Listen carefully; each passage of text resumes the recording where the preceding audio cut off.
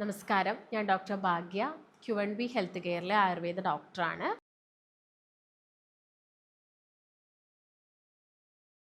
ഇന്ന് നമ്മൾ വീഡിയോയിലൂടെ ഡിസ്കസ് ചെയ്യാൻ ഉദ്ദേശിക്കുന്നത് പല കാരണങ്ങൾ കൊണ്ട് ആളുകൾക്ക് സ്കിന്നിൽ ചൊറിച്ചിലുണ്ടാവാനുള്ള ചാൻസസ് ഉണ്ട്. പല റീസൺസ് ആണ്. അപ്പോൾ കഴിഞ്ഞ ദിവസം ഒരു പേഷ്യൻറ്റ് ക്ലിനിക്കിൽ വന്നിട്ടുണ്ടായിരുന്നു. അപ്പം ആൾക്ക് കുറച്ച് ഏജ്ഡ് ആണ്. അപ്പോൾ ആളുടെ ഒരു പ്രശ്നം എന്ന് വെച്ച് കഴിഞ്ഞാൽ എപ്പോഴും ശരീരത്തിൽ ചൊറിച്ചിലാണ്, ഏത് സമയവും ചൊറിച്ചിലാണ്. അപ്പം ആൾക്ക് ചൊറിയാൻ തോന്നുന്ന സമയത്ത് വല്ലാണ്ട് ചൊറിയുകയും അതിൻ്റെ ഭാഗമായിട്ട് ചില ഭാഗങ്ങളിലൊക്കെ റെഡിഷ് കളർ, ചില ഭാഗത്തൊക്കെ പൊട്ടിയിട്ടുണ്ട്. അപ്പം ഇത്തരം കണ്ടീഷനാണ്. ചൊറിയാൻ തുടങ്ങിക്കഴിഞ്ഞാൽ സ്റ്റോപ്പ് ചെയ്യാൻ പറ്റുന്നില്ല. അങ്ങനെയുള്ള ബുദ്ധിമുട്ടായിട്ടാണ് ആൾ ക്ലിനിക്കിൽ വന്നിട്ടുണ്ടായിരുന്നത്. അപ്പോൾ ആളെ സംബന്ധിച്ചിടത്തോളം ആളൊരു ഡയബറ്റിക് പേഷ്യൻ്റാണ്. രക്തത്തിനകത്ത് ഈ ഒരു ഷുഗർ കൂടിക്കഴിഞ്ഞാലും ഈ പറയുന്ന പോലെ തന്നെ സ്കിന്നിൽ കാണിക്കുന്ന ഒരു ബുദ്ധിമുട്ടാണ് ചൊറിച്ചിൽ എന്ന് പറയുന്നത്. അപ്പോൾ ഡയബറ്റീസ് പേഷ്യൻസിനൊക്കെ എടുത്തു കഴിഞ്ഞാൽ അവർ കൂടുതലായിട്ടും പറയാറുണ്ട് ഈ കൈകാലുകളിലോ അതുപോലെ തന്നെ ശരീരത്തിലൊക്കെ ആയിട്ട് അമിതമായിട്ടുള്ള ചൊറിച്ചിലുണ്ട് എന്നുള്ളത്. അപ്പോൾ കഴിഞ്ഞ ദിവസം വന്ന പേഷ്യൻ്റ് ആണെങ്കിലും അവർക്ക് ഡയബറ്റീസ് നല്ല കൂടുതലാണ്, ഇൻസുലിൻ എടുത്തുകൊണ്ടിരിക്കുന്ന വ്യക്തിയൊക്കെയാണ്. അപ്പോൾ പല കാരണങ്ങൾ കൊണ്ട് ഇങ്ങനെ ചൊറിച്ചിൽ വരാം. നമുക്കിപ്പോൾ എന്തെങ്കിലും അലർജീസ് ഉണ്ടെങ്കിൽ, നമ്മളിപ്പം ചില ഫുഡിനോട് അല്ലെങ്കിൽ മറ്റെന്തെങ്കിലും ഇപ്പം ഡസ്റ്റ്, അതായത് പൊടിയോട് അല്ലെങ്കിൽ പൂമ്പൊടിയോട്, ഇതിനോടൊക്കെ അലർജി ഉള്ള ആളുകളിൽ പെട്ടെന്ന് തന്നെ ചൊറിച്ചിൽ വരാനുള്ള, അതായത് കുറച്ച് പൊടിയൊക്കെ ആകുമ്പോഴേക്ക് തന്നെ അവർക്ക് സ്കിന്നിൽ ചൊറിച്ചിൽ വരാം. ചില ആളുകൾക്ക് അതിപ്പം ഈ നമ്മുടെ ലങ്സ് റിലേറ്റഡ് ആയിട്ടുള്ള പ്രശ്നങ്ങൾ വരാം, ആസ്തമ അങ്ങനെയുള്ള ബുദ്ധിമുട്ടുകളായിട്ട് വരാം. പിന്നെ അവർക്ക് നല്ല സ്നീസിങ് വരാം, തുമ്മൽ വരാം, അതുപോലെ തന്നെ മൂക്ക് ചൊറിച്ചിൽ, കണ്ണ് ചൊറിച്ചിലൊക്കെ ആയിട്ട് അലർജി പല രൂപത്തിൽ വരാം. ഇപ്പോൾ ചില ഫുഡ് അലർജീസ് ഉണ്ടായിരിക്കാം, അതുപോലെ തന്നെ ഇങ്ങനെ ഡസ്റ്റ് അലർജി, അങ്ങനെ പല രീതിയിൽ അലർജി കാണിക്കാം. ഇത്തരം അലർജീസ് ഉള്ള ആളുകളിലും സ്കിന്നിൽ നല്ല ചൊറിച്ചിലുണ്ടാവാനുള്ള ചാൻസസ് ഉണ്ട്. ഞാൻ നേരത്തെ പറഞ്ഞ പോലെ തന്നെ കണ്ണ് ചൊറിയുക, ചെവി ചൊറിയുക, മൂക്ക് ചൊറിയുക, തൊണ്ടയിൽ നിന്ന് ചൊറിച്ചിൽ വരിക, ഇതൊക്കെ തന്നെ അലർജി ഉള്ള ആളുകളിൽ പൊതുവേ നമ്മൾ കാണിക്കുന്ന ഒരു പ്രശ്നമാണ്. അപ്പം അവർ അലർജി കാണോ, നമ്മൾ IgE ടെസ്റ്റുകൾ, സ്പെസിഫിക് ആയിട്ടുള്ള ടെസ്റ്റുകളൊക്കെ ചെയ്ത് നോക്കിക്കഴിഞ്ഞാൽ അവർ അലർജി കാണോ എന്ന് നമുക്ക് മനസ്സിലാക്കാൻ സാധിക്കും. അപ്പോൾ നമുക്ക് അതിന് വേണ്ടിയിട്ടുള്ള ട്രീറ്റ്മെൻറ്റും കാര്യങ്ങളും ഈ IgE കുറയ്ക്കാനുള്ള കാര്യങ്ങളൊക്കെ ചെയ്യാൻ പറ്റുന്നതാണ്.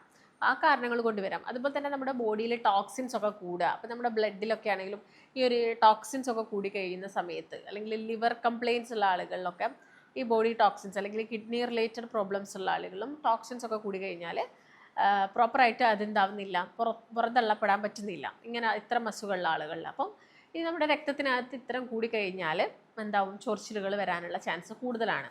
ഇപ്പോൾ കിഡ്നി പേഷ്യൻ്റ് ആണെങ്കിലും ലിവർ കംപ്ലയിൻസ് ഉള്ള ആളുകളാണെങ്കിലും ഈ പറഞ്ഞ പോലെ തന്നെ ചൊറിച്ചിൽ അമിതമായിട്ട് വരാനുള്ള ചാൻസസ് കൂടുതലാണ്. അപ്പോൾ നിങ്ങൾ അതും ചെക്ക് ചെയ്യേണ്ടതുണ്ട്. ഇപ്പോൾ ഷുഗറൊക്കെ വന്നു കഴിഞ്ഞാൽ, കിഡ്നീനെ ബാധിച്ചു കഴിഞ്ഞാലും ഇത്തരം പ്രശ്നങ്ങൾ വരാം. അപ്പം ആ കാര്യങ്ങൾ നിങ്ങൾ നോക്കുക. അതുപോലെ തന്നെ നമുക്ക് സ്ട്രെസ്സ് കൂടുന്ന സമയത്ത്, നമ്മുടെ ശരീരത്തിൽ ഈ സ്ട്രെസ്സ് കൂടുന്ന സമയത്ത് നമുക്ക് ചൊറിച്ചിൽ വരും. അതും ഒരു വലിയൊരു കാരണമാണ്. അപ്പോൾ അത് നിങ്ങൾ ചെക്ക് ചെയ്യുക, അങ്ങനെ എന്തെങ്കിലും ബുദ്ധിമുട്ട് നിങ്ങൾക്ക് തോന്നിയിട്ടുണ്ടോ എന്നുള്ളത്. അല്ലെങ്കിൽ സ്ട്രെസ്സ് കൂടുന്ന സമയത്ത് നമ്മുടെ ശരീരത്തിൽ ഹിസ്റ്റമൈൻസ് പ്രൊഡ്യൂസ് ചെയ്യും കൂടുതലായിട്ടും. ഈ ഹിസ്റ്റമൈൻ ആണ് നമുക്ക് അലർജിക് റിയാക്ഷൻസ് ഒക്കെ ഉണ്ടാക്കുന്നത്. അപ്പോൾ അതിൻ്റെ ഭാഗമായിട്ടും നമുക്ക് ചൊറിച്ചിൽ വരാനുള്ള ചാൻസസ് വളരെയധികം കൂടുതലാണ്. പിന്നെ ഡ്രൈനെസ് ആയിട്ട് നമുക്ക് വരാം. നമ്മുടെ സ്കിന്ന് പെട്ടെന്ന് ഡ്രൈ സ്കിന്നുള്ള ആളുകളിൽ എപ്പോഴും ചൊറിച്ചിൽ വരാം പെട്ടെന്ന് തന്നെ. അല്ലെങ്കിൽ ഇപ്പോൾ ഒരു ഓയിലി സ്കിന്നൊക്കെ കീപ്പ് ചെയ്ത് പോകുന്ന ഒരു വ്യക്തിയാണ്, ഒരു തണുപ്പ് കാലമൊക്കെ വന്നു കഴിഞ്ഞാൽ അവരുടെ കൈകാലുകളിലൊക്കെ പെട്ടെന്ന് ഡ്രൈ ആവും, അവർക്ക് ചൊറിച്ചിൽ വരും. ഇപ്പോൾ വല്ലാതെ ചൊറിയും, അവിടെ പൊട്ടാനൊക്കെ ഉള്ള ചാൻസസ് ഉണ്ട്. അപ്പം ഇത്തരം കാരണങ്ങൾ കൊണ്ടാണ് പൊതുവേ ശരീരത്തിൽ ചൊറിച്ചിൽ വരുന്നത്. പിന്നെ ഫംഗൽ ഇൻഫെക്ഷൻ, എക്സിമ പോലുള്ള സ്കിൻ കണ്ടീഷൻ നമുക്ക് പറയാൻ സാധിക്കും. അത്തരം സ്കിൻ കണ്ടീഷനിലും ചൊറിച്ചിൽ വരാം. അപ്പോൾ ഫംഗൽ ഇൻഫെക്ഷനൊക്കെ വന്നു കഴിഞ്ഞാൽ നിങ്ങൾ മാക്സിമം ചൊറിയാതിരിക്കുക. അപ്പോൾ ചൊറിഞ്ഞു കഴിഞ്ഞാൽ അത് സ്പ്രെഡ് ആവും, നിങ്ങളുടെ നഖത്തിലൊക്കെ ആയി കഴിഞ്ഞാൽ. പിന്നെ സ്കാബിസ് ഇൻഫെക്ഷനൊക്കെ ഉണ്ടെങ്കിലും ചൊറിച്ചിലൊക്കെ വരാനുള്ള ചാൻസസ് വളരെയധികം കൂടുതലാണ്. നമ്മൾ സ്കിൻ കണ്ടീഷൻ ഏതെടുത്ത് നോക്കുകയാണെങ്കിലും പൊതുവേ അതിലുള്ള ഒരു കോമൺ സിംറ്റമാണ് ചൊറിച്ചിൽ എന്ന് പറയുന്നത്. അപ്പോൾ ഏത് കണ്ടീഷനാണെന്ന് നോക്കിയിട്ട് നമ്മളതിന് വേണ്ട ട്രീറ്റ്മെൻറ്റും കാര്യങ്ങളൊക്കെ എടുക്കണം. അപ്പോൾ ഞാൻ നേരത്തെ പറഞ്ഞപ്പോൾ തന്നെ ചില ഫുഡ് ഐറ്റംസ് ചില ആളുകളിൽ ബുദ്ധിമുട്ടുകൾ ഉണ്ടാക്കും. അപ്പോൾ അത്തരം ഫുഡ് ഐറ്റംസ് നിങ്ങൾ ഒരു തവണ കഴിച്ചിട്ട് നിങ്ങൾക്ക് ബുദ്ധിമുട്ടായിട്ടുണ്ടെങ്കിൽ നിങ്ങൾ എന്ത് ചെയ്യണം, ആ ഫുഡ് കഴിക്കുന്ന ഒരു ഒഴിവാക്കുക തന്നെ വേണം. അപ്പോൾ തന്നെ ചില ആളുകൾക്ക് പൊടി അലർജി ഉണ്ടായിരിക്കാം. അപ്പം നിങ്ങൾ എന്താണെങ്കിലും IgE ടെസ്റ്റ് ചെയ്ത് നോക്കുക, അലർജിക്കുള്ള ട്രീറ്റ്മെൻറ്റ് എടുക്കുക എന്നുള്ളതാണ് നമുക്ക് ചെയ്യാൻ പറ്റുന്നൊരു കാര്യം. പിന്നെ ഫംഗൽ ഇൻഫെക്ഷനൊക്കെ ആണെങ്കിൽ മാക്സിമം ശ്രദ്ധിക്കുക. ഇപ്പോൾ വീട്ടിൽ ഒരാൾക്ക് ഫംഗൽ ഇൻഫെക്ഷൻ വന്നു കഴിഞ്ഞാൽ അത് മറ്റുള്ള ഒരാൾക്കും കൂടി വരാനുള്ള ചാൻസസ് കൂടുതലാണ്. അപ്പോൾ നിങ്ങളുടെ ഡ്രസ്സും അണ്ടർവെയർസും കാര്യങ്ങളൊക്കെ ആണെങ്കിൽ നന്നായിട്ട് ക്ലീൻ ചെയ്യുക. അത് ഡെറ്റോളോ അല്ലെങ്കിൽ സോപ്പൊക്കെ ഉപയോഗിച്ചിട്ട് നന്നായിട്ട് കഴുകി നന്നായിട്ട് അത് ഉണക്കുക. വെയിൽ തട്ടി ഉണക്കാൻ വേണ്ടിയിട്ട് നോക്കണം. അത് ഉണങ്ങിയതിന് ശേഷം അത് ഡ്രൈ ചെയ്തതിന് ശേഷം യൂസ് ചെയ്യുക. പിന്നെ ഷെയർ ചെയ്യാതിരിക്കുക. നമ്മുടെ തോർത്തുമുണ്ട്, കോംസ്, അതായത് ചീർപ്പ്, ഇതൊന്നും നിങ്ങൾ ഷെയർ ചെയ്യാതിരിക്കുക. പ്രത്യേകിച്ച് ഹോസ്റ്റലിൽ പഠിക്കുന്ന ആളുകളിലൊക്കെ ഇത്തരം ബുദ്ധിമുട്ടുകൾ നമ്മൾ കോമൺ ആയിട്ട് കാണാറുണ്ട്. അപ്പം അത് നിങ്ങൾ പ്രത്യേകം ശ്രദ്ധിക്കുക. പിന്നെ എക്സിമ പോലുള്ള കണ്ടീഷൻസ് ഒക്കെ ആണെങ്കിലും നിങ്ങൾ അതിനുള്ള ട്രീറ്റ്മെൻറ്റ് എടുക്കുക എന്നുള്ളതാണ് നമുക്ക് ആദ്യം തന്നെ ചെയ്യേണ്ടത്. പിന്നെ വെള്ളം നന്നായിട്ട് കുടിക്കുക. പിന്നെ അലർജി വരുന്ന ആളുകൾ പൊതുവേ വൈറ്റമിൻ ഡി ഒക്കെ കുറയുന്ന സമയത്തും ഇത് വല്ലാതെ എന്താവാറുണ്ട്, കൂടാറുണ്ട്. വൈറ്റമിൻ ഡിയും കുറഞ്ഞു കഴിഞ്ഞാൽ അലർജി കൂടി നമ്മൾ കൂടുതലായിട്ടും കാണാറുണ്ട്. അപ്പം അത് നോക്കുക നിങ്ങൾ. വൈറ്റമിൻ ഡി കുറവാണോ, അലർജി ഇങ്ങനെ കണ്ടിന്യൂസ് ആയിട്ട് നിൽക്കുന്നുണ്ടെങ്കിലൊക്കെ അതൊക്കെ ഒന്ന് ചെക്ക് ചെയ്യുക, പ്രോപ്പറായിട്ടുള്ള ട്രീറ്റ്മെൻറ്റ് എടുക്കുക. പിന്നെ ടോക്സിൻസ് റിമൂവ് ചെയ്യാൻ നമ്മൾ നന്നായിട്ട് വെള്ളം കുടിക്കണം. അതുപോലെ തന്നെ ബോഡി ചെക്കപ്പുകളും കാര്യങ്ങളും നടത്തുക. നമ്മുടെ ഫങ്ഷൻസ് എല്ലാം ഓക്കെയാണ്, ഡയബറ്റീസ് ഇല്ല എന്നൊക്കെ ഉറപ്പ് വരുത്തേണ്ടതും കൂടി ഇതിൻ്റെ ഒരു ഭാഗമായിട്ട് നമ്മൾ ചെയ്യേണ്ട കാര്യങ്ങളാണ്. ഇല്ലെങ്കിൽ ഈ ചൊറിച്ചിൽ കാലാകാലം നിങ്ങൾക്ക് ഉണ്ടാവും. അതാണ്. അപ്പോൾ ഡയബറ്റീസ് ഉണ്ടെങ്കിൽ അത് കൺട്രോൾ ചെയ്യുക എന്നുള്ളതാണ്. അല്ലാതെ ഡയബറ്റീസ് ഉണ്ട് അതിന് ഇൻസുലിൻ എടുത്തുകൊണ്ടിരുന്നിട്ട് ഈ ചൊറിച്ചിലിനുള്ള മരുന്നും കൂടി എടുക്കുക എന്ന് പറയുന്നത് നമ്മുടെ ബോഡിക്ക് കൊടുക്കുന്ന ഒരു ഓവർ ബേർഡൻ ആണ്. അപ്പോൾ നമ്മൾ ഡയബറ്റീസിനെ കൺട്രോൾ ചെയ്തിട്ട് ചൊറിച്ചിൽ ഓട്ടോമാറ്റിക്കലി അതങ്ങ് കുറഞ്ഞോളും. പിന്നെ നമുക്ക് എന്തെങ്കിലും ഒരു എക്സ്റ്റേണൽ അപ്ലിക്കേഷൻ ഇട്ട് കഴിഞ്ഞാൽ ചൊറിച്ചിൽ കുറയും, അല്ലെങ്കിൽ ചൊറിച്ചിൽ കംപ്ലീറ്റ് ആയിട്ട് മാറും എന്നുള്ള ഒരുപാട് വ്യക്തികളുണ്ട്. അപ്പം അത്ര ആളുകൾക്ക് നമുക്ക് എക്സ്റ്റേണൽ അപ്ലിക്കേഷൻസും കാര്യങ്ങളൊക്കെ നമുക്ക് യൂസ് ചെയ്യാവുന്നതാണ്. അതുപോലെ തന്നെ നോർമലി വരുന്ന അലർജിക് ആയിട്ടുള്ള ചൊറിച്ചിലും കാര്യങ്ങളൊക്കെ ആണെങ്കിൽ നമ്മൾ കുർക്യുമിൻ കണ്ടൻറ്റ് വളരെയധികം ഇമ്പോർട്ടൻ്റ് ആയിട്ടുള്ള ഒന്നാണ്.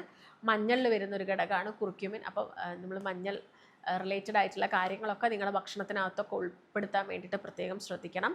അപ്പം അതൊക്കെ ശ്രദ്ധിക്കുക. പിന്നെ പാലുൽപ്പന്നങ്ങളൊക്കെ ഇത്തരം ചൊറിച്ചിലുള്ള അവസരങ്ങളിൽ പരമാവധി കുറച്ചെടുക്കാൻ വേണ്ടിയിട്ട് നോക്കുക. പിന്നെ അലർജി ഉള്ള ആളുകളാണെങ്കിലും ചില ആളുകൾക്ക് പാലെടുത്ത് കഴിഞ്ഞാൽ അലർജി കണ്ടീഷൻസൊക്കെ കൂടാറുണ്ട്. തൈരൊക്കെ എടുത്തു കഴിഞ്ഞാൽ അവർക്കത് കൂടാറുണ്ട്. അപ്പം അത്തരം കാര്യങ്ങളൊക്കെ ഒന്ന് ഒഴിവാക്കുക. പിന്നെ ആര്യവേപ്പ് നമ്മൾ അരച്ച് ഉപയോഗിക്കുന്നതും നമ്മൾ ഇൻറ്റേർണലി എടുക്കാറൊക്കെ ഉണ്ട്. ഇപ്പോൾ ആയുർവേദത്തിലാണെങ്കിൽ ആര്യവേപ്പ് ഉപയോഗിച്ചിട്ടുള്ള ഒരുപാട് മെഡിസിൻസ് ഉണ്ട്.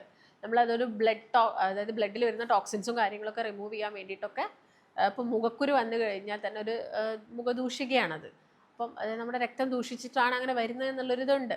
അതിനുവേണ്ടി നമ്മൾ കൊടുക്കാറുണ്ട്, ആര്യവേപ്പും കാര്യങ്ങളൊക്കെ കൊടുക്കാറുണ്ട്. അപ്പം അത്തരം കണ്ടീഷനിലൊക്കെ അത് നമ്മൾ പ്രാക്ടീസ് ചെയ്യും.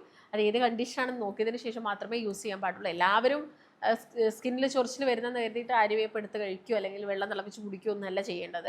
അത് പ്രോപ്പറായിട്ടുള്ള മെത്തേഡും കാര്യങ്ങളൊക്കെ ഉണ്ട്. ഏത് അസുഖമുള്ള ആളുകൾക്ക് അല്ലെങ്കിൽ അവരുടെ ബോഡി എങ്ങനെയാണ് എന്നൊക്കെ അറിഞ്ഞതിന് ശേഷം മാത്രമേ അത് യൂസ് ചെയ്യാൻ പാടുള്ളൂ. അപ്പം ഇതൊക്കെ ശ്രദ്ധിക്കുക. ഷുഗർ മാക്സിമം ഒഴിവാക്കുക. അതായത് ആഡഡ് ഷുഗേഴ്സ് ആയിട്ട് വരുന്നത്. അപ്പോൾ ഫ്രൂട്ട്സ് ഒന്നും വലിയ കുഴപ്പമില്ല, നമുക്കത് കഴിക്കാവുന്നതാണ്. ഫ്രൂട്ട്സിലൊക്കെ വരുന്ന നാച്ചുറൽ സ്വീറ്റും കാര്യങ്ങളൊക്കെയാണ്, അത് നമ്മൾ എടുക്കുക. പക്ഷേ അല്ലാതെ വരുന്ന ഈ ആഡഡ് ഷുഗേഴ്സ്, ടേബിൾ ഷുഗേഴ്സ് ഒക്കെ കൂടുതലായിട്ട് യൂസ് ചെയ്തിട്ട് കഴിക്കുന്ന പേസ്ട്രീസ്, കേക്ക്സ്, അത്തരം ഐറ്റംസുകളൊക്കെ എന്ത് ചെയ്യണം, നിങ്ങൾ ഒഴിവാക്കാൻ വേണ്ടിയിട്ട് ശ്രദ്ധിക്കുക. എങ്കിൽ മാത്രമേ നമുക്ക് പ്രോപ്പറായിട്ടുള്ളൊരു ക്യൂർ ഇതിൽ നിന്നും കിട്ടുള്ളൂ. അപ്പോൾ നിങ്ങൾക്ക് ഇങ്ങനെ ചൊറിച്ചിലും ബുദ്ധിമുട്ടുകളൊക്കെ ആയിട്ട് കുറേ കാലം നിൽക്കുകയാണ്, എന്ത് ചെയ്തിട്ടും മാറുന്നില്ലെങ്കിൽ നിങ്ങൾക്ക് താഴെ കാണുന്ന നമ്പറിൽ കോൺടാക്റ്റ് ചെയ്യാം. മറ്റൊരു നല്ല ഹെൽത്ത് ടോപ്പിക്കായിട്ട് വീണ്ടും കാണാം. നന്ദി.